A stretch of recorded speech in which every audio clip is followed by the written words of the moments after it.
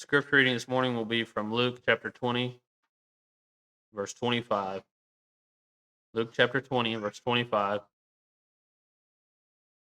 And he said unto them, Render therefore unto Caesar the things which be Caesar's, and unto God the things which be God's.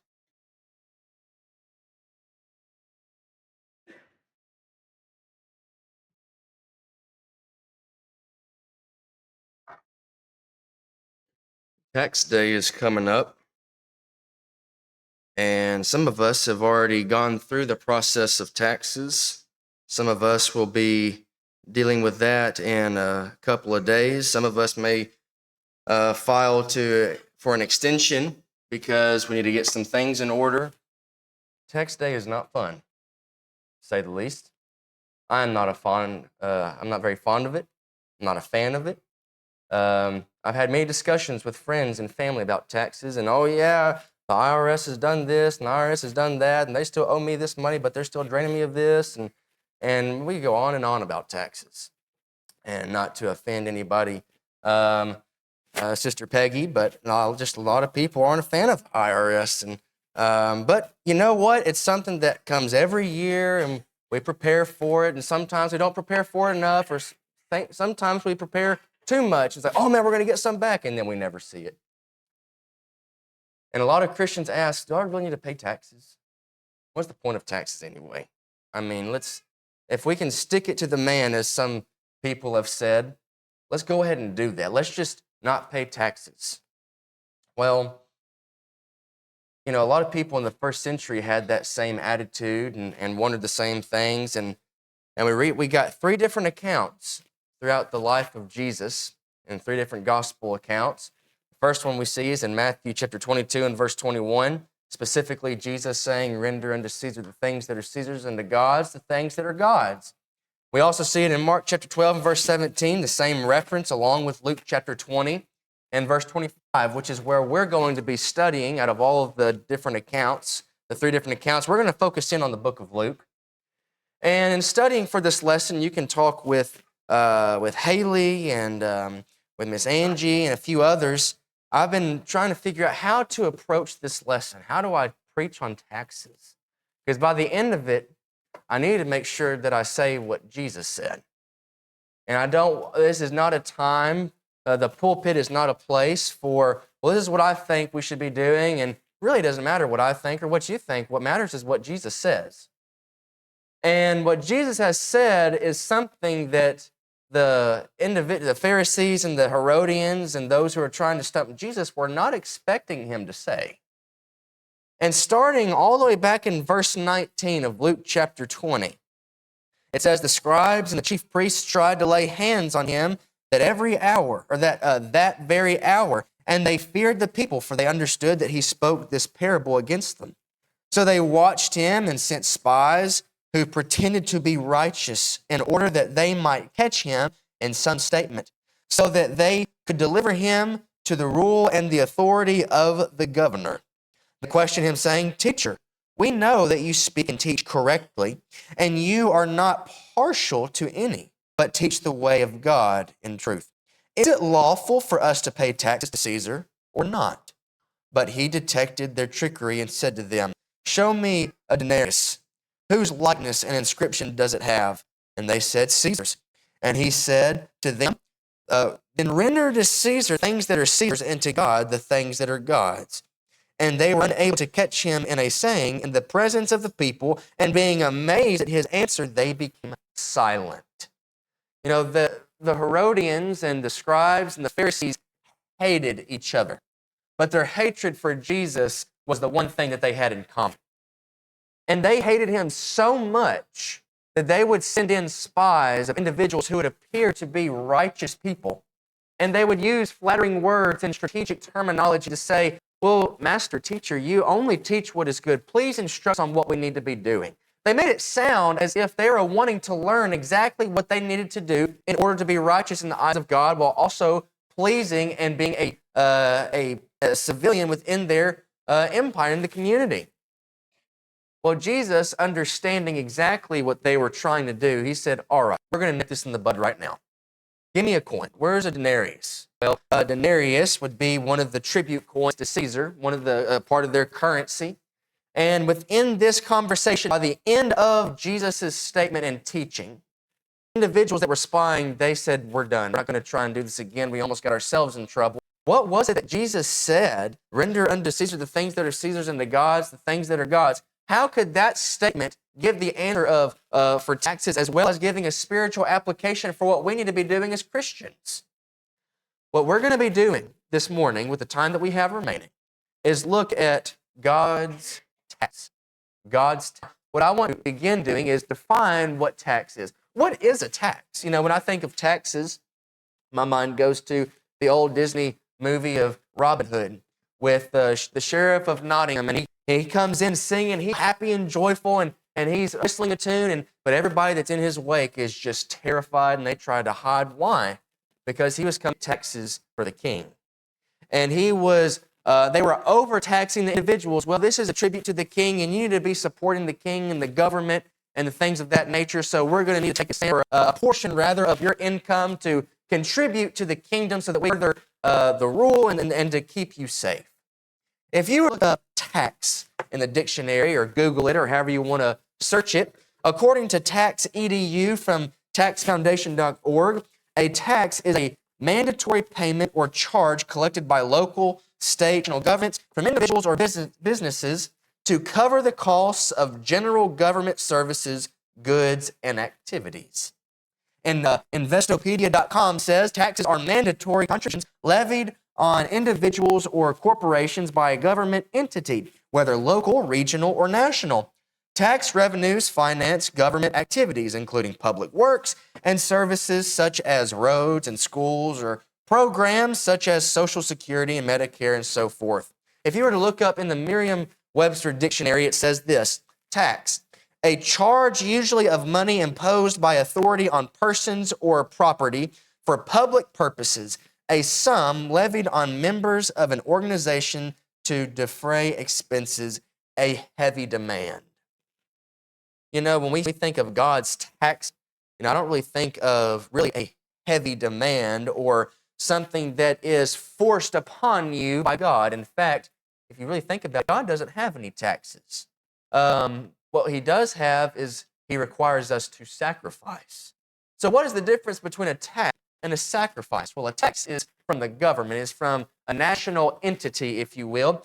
A sacrifice is a little bit more general, and we have different passages to back this up. Romans 12:1, be a living sacrifice. So whatever this sacrifice must be, it must be living, and it must be within our lives here on earth.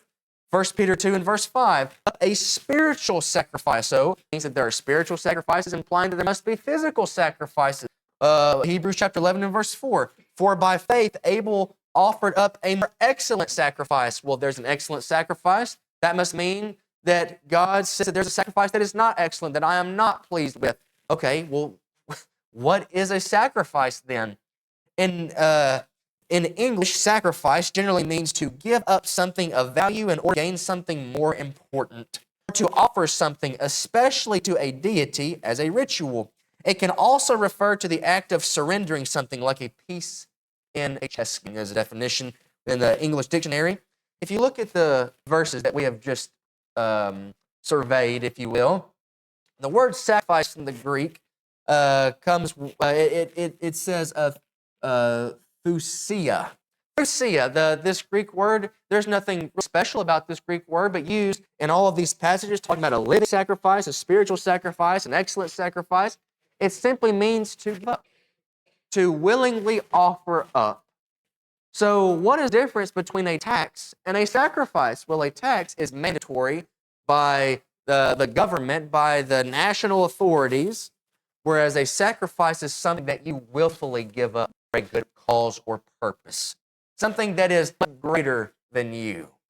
Now, with that being said, God doesn't really have taxes, does he? He requires sacrifice.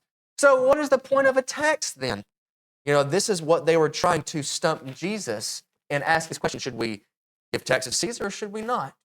The reason they asked this question is because you see in the very first part of verse 19, it says that the scribes and the chief priests tried to lay hands on him, that is Jesus, that very hour, and they feared the people. Why did they fear the people? For they understood that he spoke this parable against them. Well, the parable of the vine growers in verses 9 and following, just previously, Jesus is warning individuals about the scribes and the chief priests and Pharisees and so forth.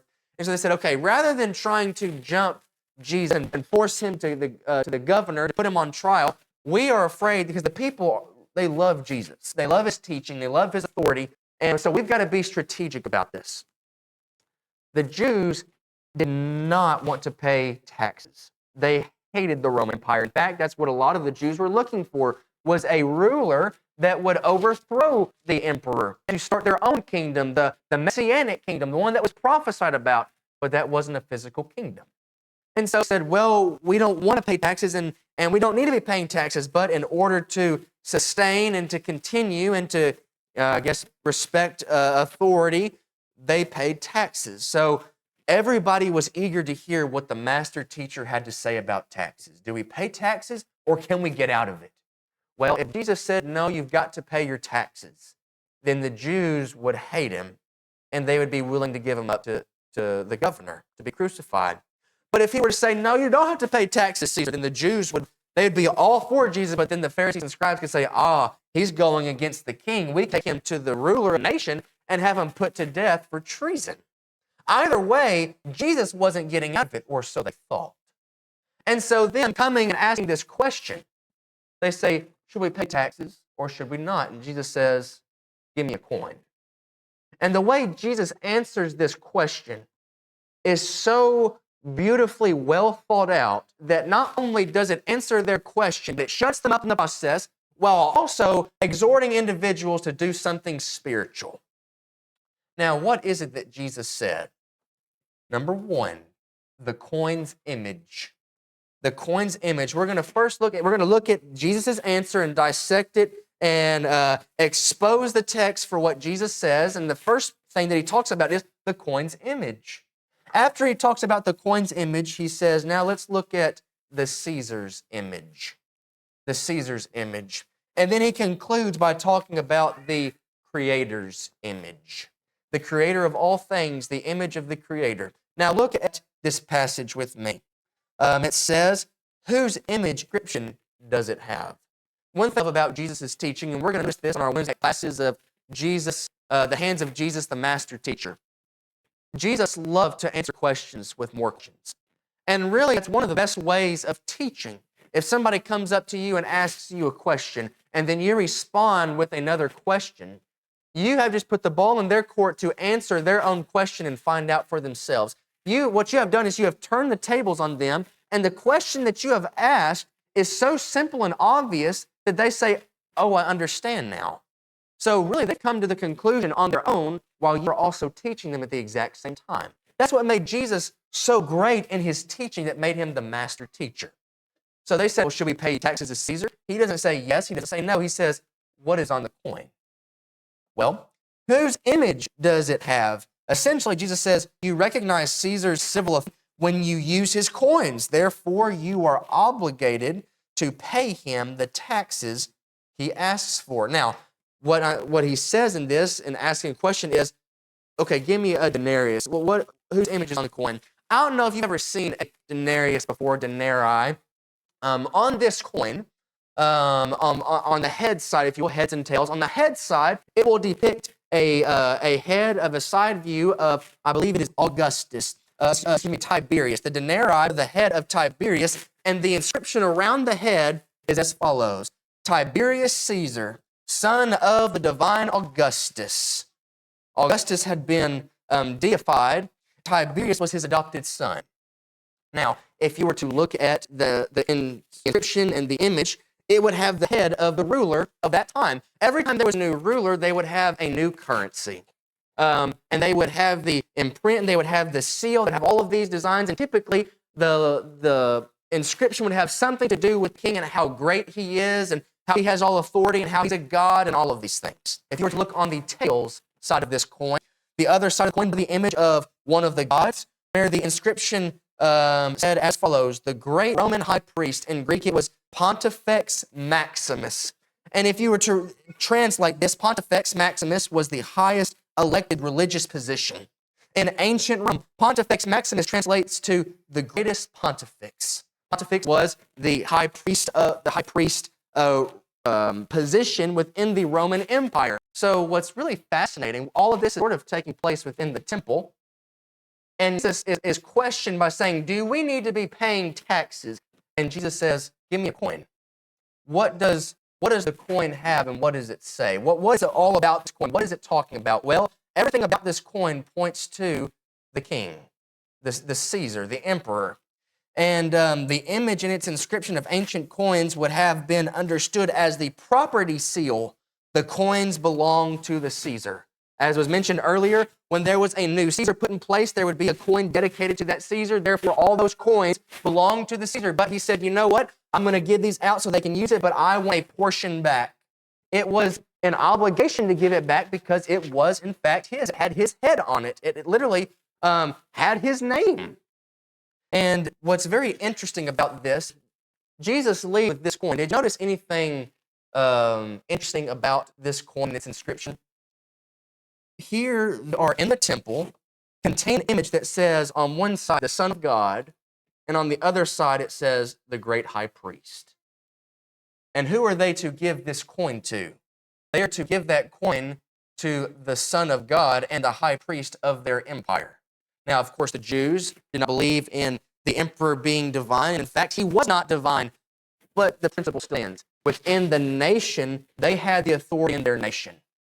And therefore, when they requested something of theirs back, they expected it back because they had that authority.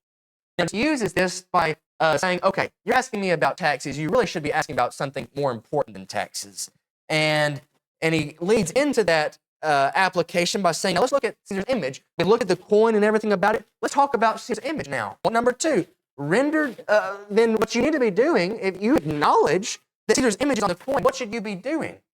Render to Caesar the things that are Caesar's.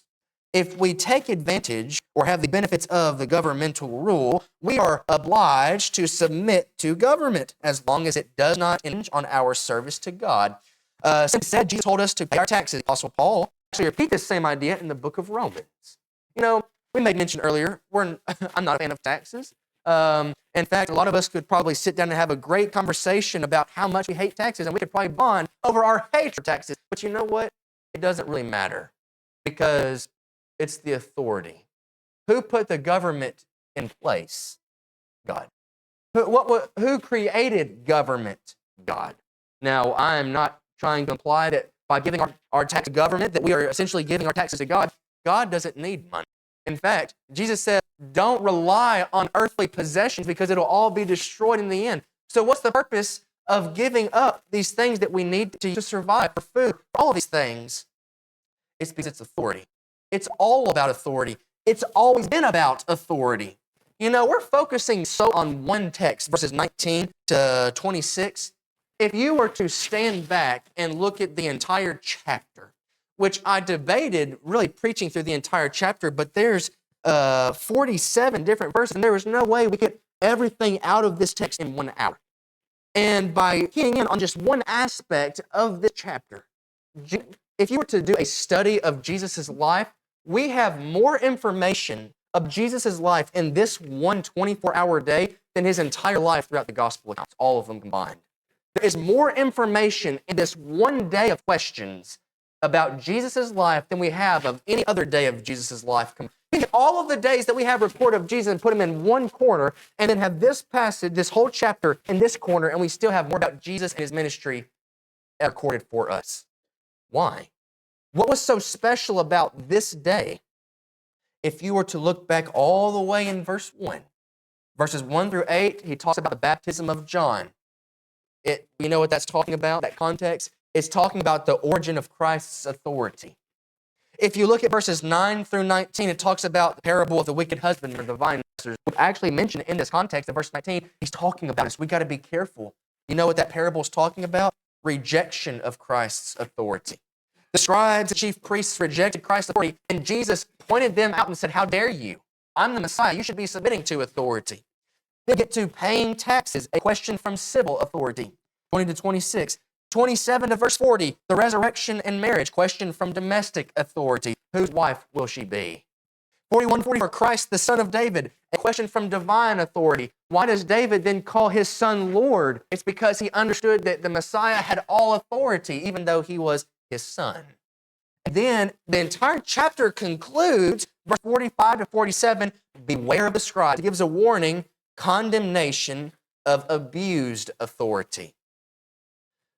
What I find interesting about this whole chapter is that Jesus' ministry, the one that we have most record of, is all about his authority. Now, why do you think that is? It's because if you don't respect authority, everything else just crumbles. That can apply to children and parent relationship. That can apply to the marriage relationship. That can apply with friendship. That definitely applies with the church and the head. If we do not respect authority and we do not submit when God says to submit, we're not even being a Christian.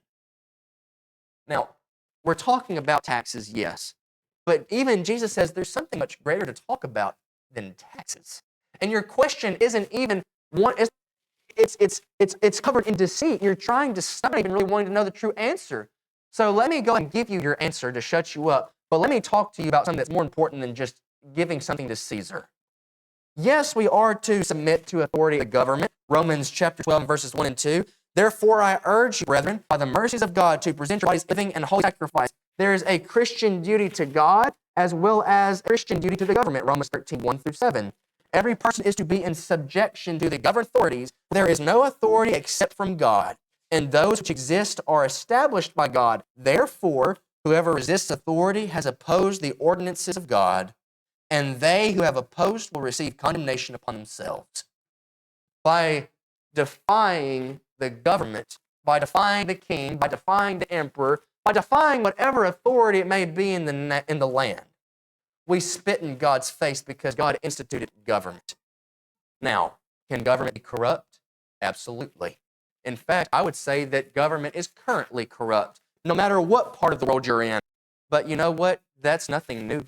If you look back in the Old Testament with my prophets, I believe it's with the book of Malachi, of Haggai, where it talks about, Micah, it's the book of Micah, where Micah condemns the kings and the judges and the priests, those who had authority that were to stand in for the people and give a righteous judgment. He said, y'all are taking bribes. Y'all are giving false witnesses so you can receive something and putting innocent people in prison.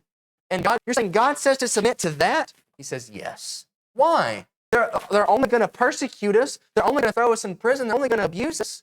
You know, God never said it was going to be easy. In fact, he said, you're going to be persecuted. He warned us. So what's the point of submitting? You know, we think that when somebody gets cheated or they get wronged by authority higher than them and they can't do anything about it, we think, are they just going to get away with it? Is there no justice here? Our own justice system is injustice, we think, at times. But you know who sees all? God.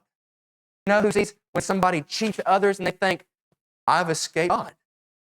Nobody has seen me, the proverb writer says, but what's going to happen to them on the day of judgment? Brethren, we're not going to be judged by how our authorities treat us, but we are going to judge how we treat our authority. And you know who else who's going to be judged and what they're going to be judged by? Our authority, our nation leaders, our government, our kings, our emperors, fill in the blank, whatever role it may be, they are going to be judged on how they either used or abused their authority. God sees all. He's not going to let it slide.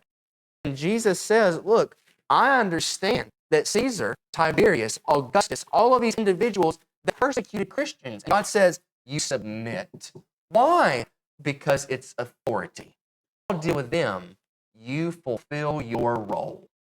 But he's not necessarily wanting to talk about government. Notice what he ends on.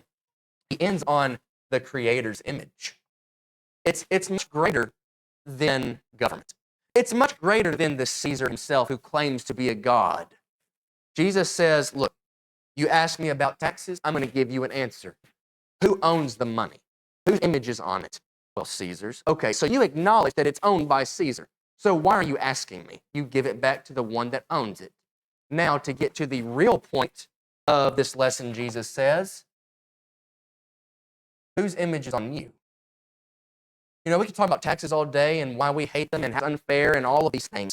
But brethren, on the day of judgment, which one's going to matter more, the image of Caesar or the image of God? Which one's going to last forever? The image of Caesar or the image of God? Which one is going to save you, God or Caesar? Brethren, we need to be making sure that our focus is not that of the scribes and the chief priests.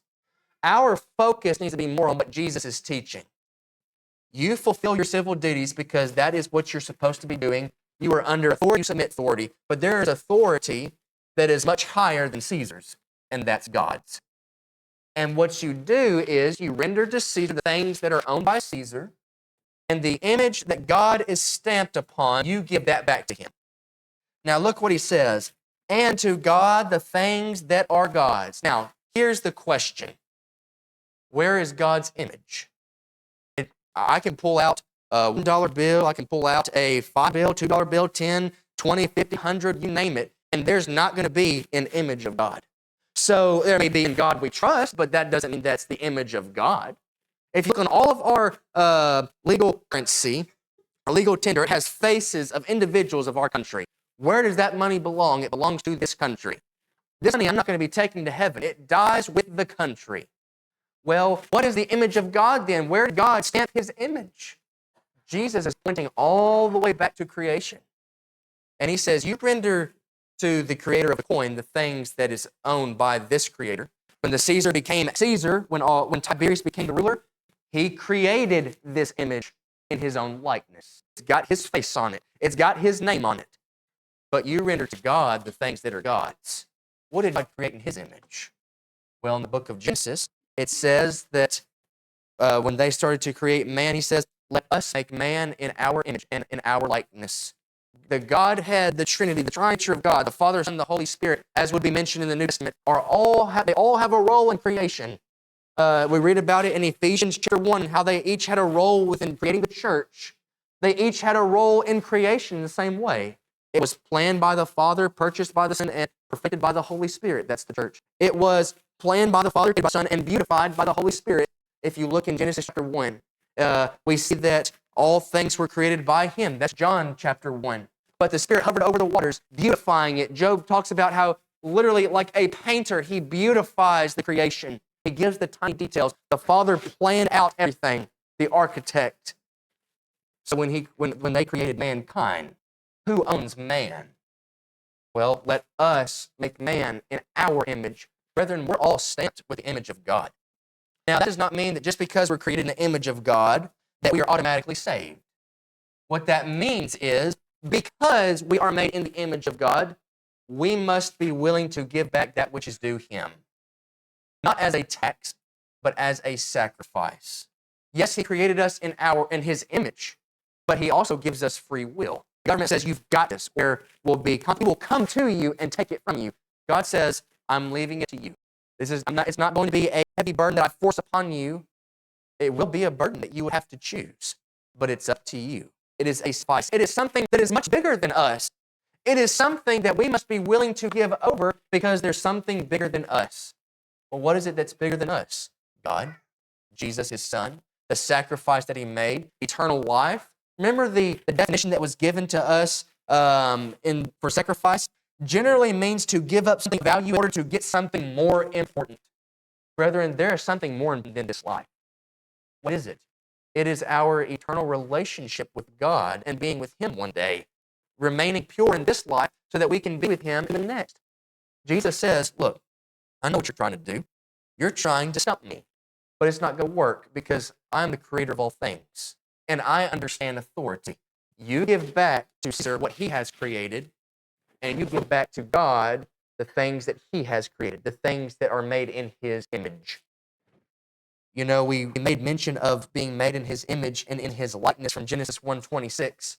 But you know, we can be made in his likeness in a spiritual sense as well. That is for salvation purposes. Ephesians chapter 4 and verse 24. And put on the new self, which is in the likeness of God and has been created in righteousness and holiness of truth. If we give back to God the things that are God's, he will make us a new creature. You know, when we come into this world, we are really like God. We are pure. We're innocent.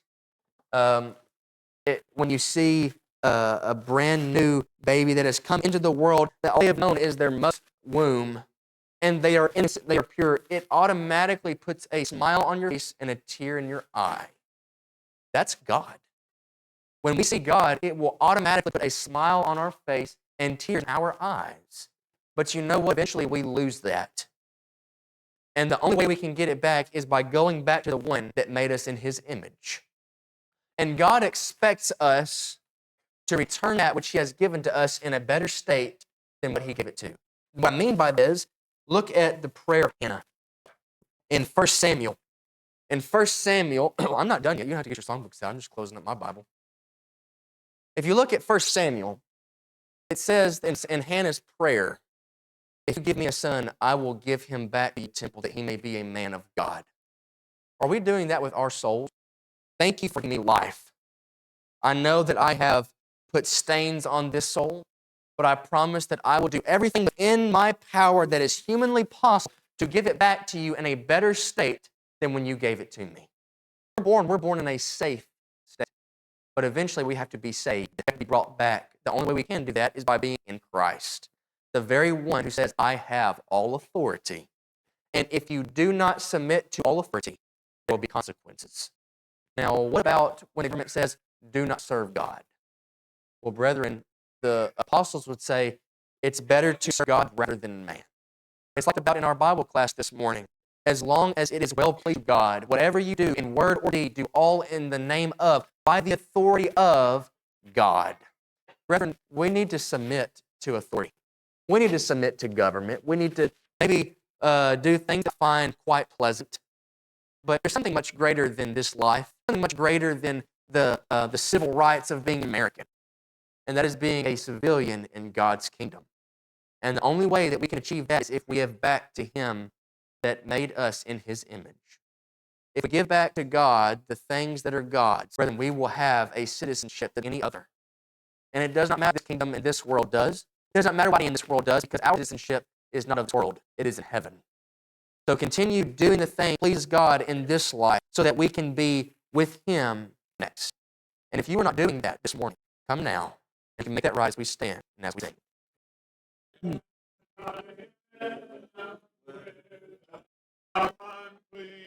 I was shed for me, and thou bidst me come to thee, O Lamb. I come, just as I am, and weighing not to rid my one dark one to thee, whose blood can quench each sorrow. Lamb of God, I come, just as I am, thy love unknown has frozen